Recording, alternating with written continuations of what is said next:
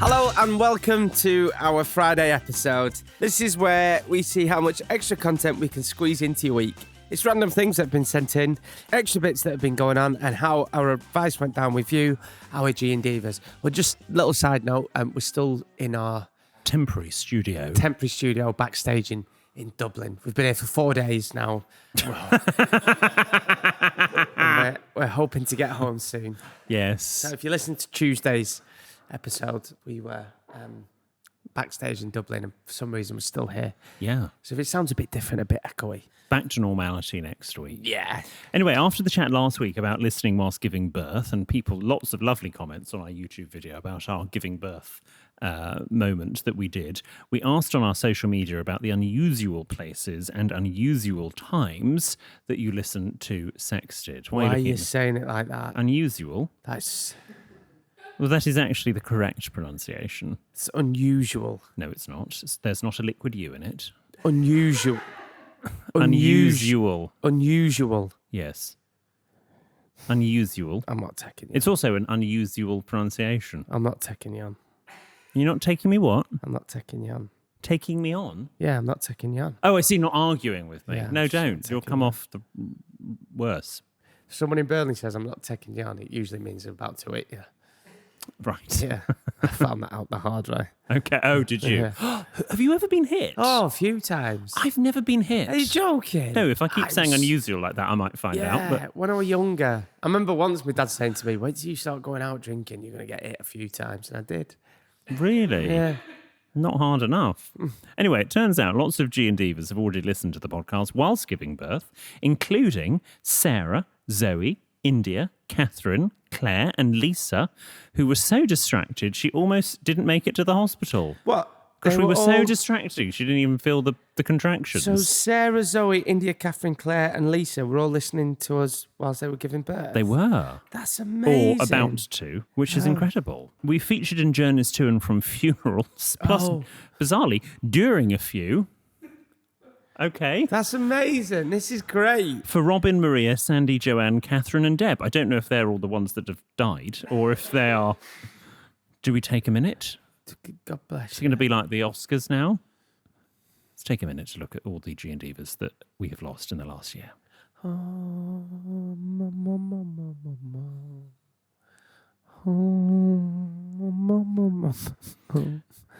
Very moving. Quite a few G&Divas have listened whilst at the dentist, including Karis, Mel, Victoria, Nikki and Rochelle. Lovely. Okay. I guess that if we take the pain away. Often thought of your voices as an anaesthetic. Two dog groomers, Heidi and Emily, contacted us separately to let us know that they listened whilst trimming dogs' bottoms in Willis. Do you trim dogs? Do dogs get freaking Brazilians? Is there a doggy Brazilian? Oh, my mum used to get Frank. What's it where they milk them? Apparently that stinks, doesn't it? Ugh. Yeah, the glands. 200 quid. It's not clear whether they were listening during the rest of the grooming process or just put us on for those parts, as it were. We've kept G&Divas company throughout panic attacks, low moments and stressful situations like bumpy flights. Oh, see, now a lot of people still come up to me and say, are you still scared of flying? And let me tell you, I am still scared of flying. But I always download Desert Island Discs because there's something about Kirsty Young's voice. I mean, she hasn't done it for years. Yeah, but... Lauren's great. I listen to Lauren every week. But when I'm on a flight, I have to have Kirsty in my ears. So it's nice to know that we are helping. If it gets a bit bumpy, and even if I'm watching something, if I'm on long haul, I have to put Kirsty in my ears. Where do you stand on Sue Lawley? Have you listened to any of hers? I've heard of a couple. Bit shouty. Sue Lawley? Shouty? Yeah. You have not heard any Sue Have I not? Lawley. Ain't she like... Because the thing is, Sue Desert Island... Lawley? Shouty? Am I right in saying, with Sue Lawley, right, Desert Island Discs, come in, talk about your career. It's great. It's not going to be hard. Sue Lawley was like, and I'm right in saying you had 5 affairs, but your wife stayed with you. Isn't that correct? Well, Sue, she did, but she was a good old girl, and she understood that I was a very sexual being. You could tell it was the 70s. I don't think Sue did it in the 70s, but anyway...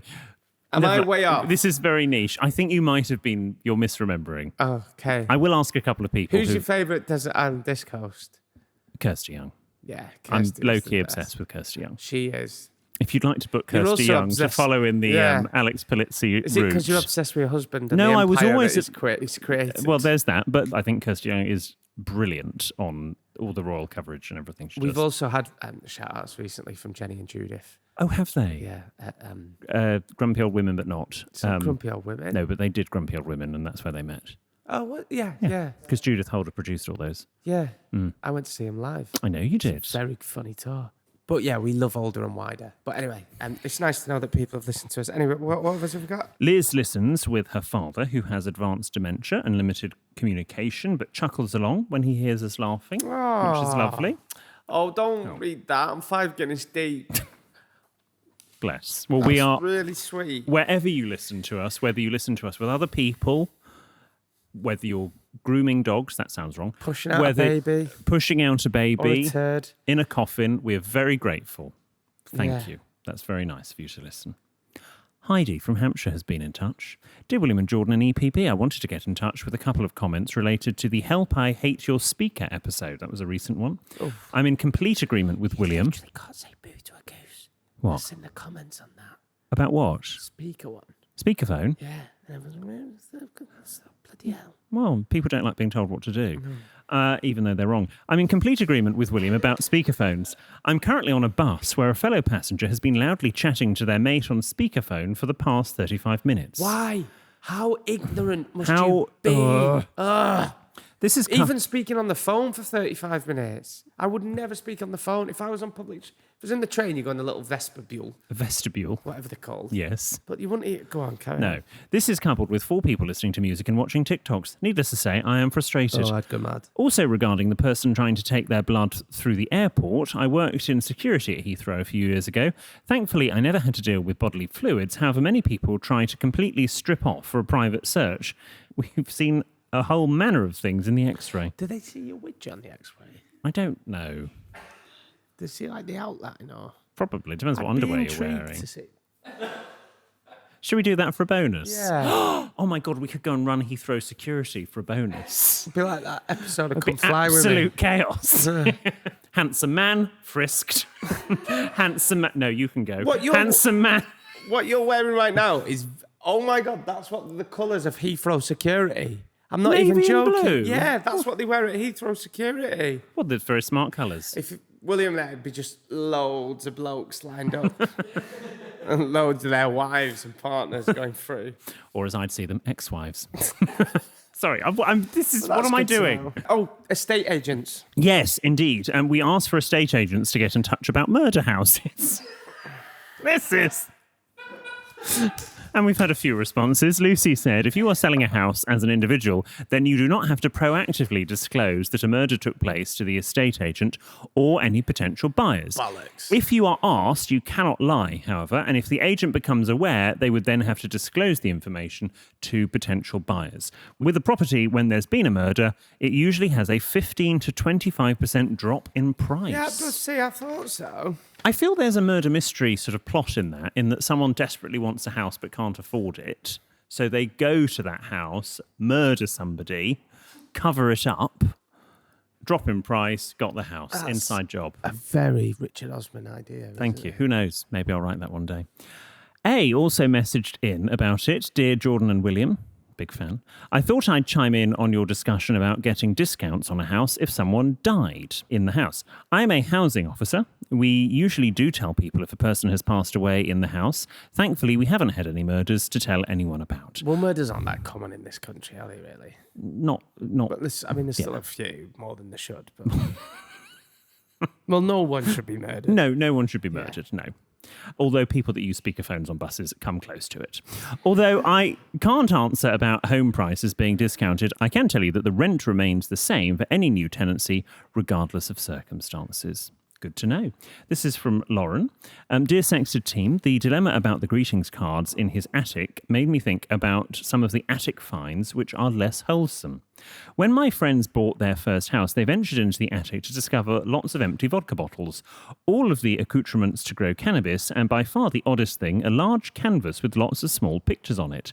Upon further inspection, all the photos were of people who had been killed by serial killers. It included their names, the murderer, and the manner of death. Oh my Jesus Christ, I'd be straight out there. It was swiftly dispatched to the skip. I would be... What sort of weirdo That does is absolutely... hang on, it could have been like an A-level project. Oh no. Not with a... What is an A-level project? You know, with like criminology and stuff. It's the fact, I think, that it was in the attic is odd, because if it was for a perfectly legitimate reason, you probably wouldn't need to hide it. And also with probably all the cannabis stuff, sort of as maybe a double whammy. Yeah, that's weird. Next one, dear William Jordan EPB, I recently bought myself a new iPad and Apple Pencil as a treat. What's an Apple Pencil? It's a sort of it's obviously not got any lead in it, but it's for drawing if you're an artist. How many have you got? It's a stylus. I used to have one. I did sell it because I wasn't using it. Yeah, anything Apple you'd buy. Apple could bring out a whole block of air, and I'd probably buy you it. would. Yeah, because I'm a brand whore. I was able to get a free engraving while ordering, and I immediately knew what I should get. Unfortunately, it wouldn't let me complete the phrase entirely, as lewd words aren't allowed. However, I think the ellipsis and emoji completed the phrase quite nicely, and they've attached a photograph. This is from Rhiannon Martin. What's a lipstick? Is that a pregnancy test? No, it's an Apple Pencil. Oh. And on the Apple Pencil it says... Sprinkle sparkle. And then a sort of a spunk emoji. No, that's a Sparkles, yes. Oh, that's clever. I love that. Well done, Rhiannon. That's an Apple Pencil Pro. Ooh, what's an Apple Pencil Pro? Oh, there we go. You can do your Sudokus on it in Pro. I mean, bless Do you do Wordles?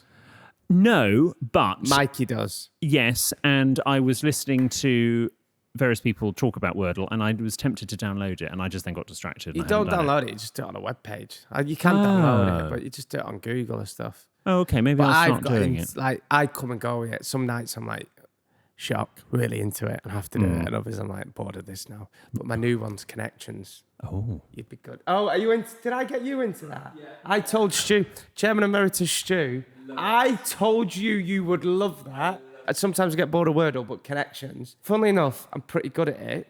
And apparently, a lot of dyslexics are because they see stuff differently. Anyway. Well, we'll have to download it. So it's words and you've got to connect them.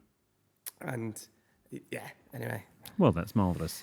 Thank you very much for all of those lovely responses. You'd like that. Something for everyone. If you want to get in touch about something that isn't a dilemma or a problem, maybe just a little anecdote, or is that the right word? Anecdote. Or you just want to say hello, or something we've heard from years ago. I mean, make it interesting. Drop into our DMs or send us an email to help@sexedmyboss.com. We also love hearing back from the people we offer advice to. So if that's you, do get back in touch, and we'll see you on Tuesday. Back in the studio. Bye-bye.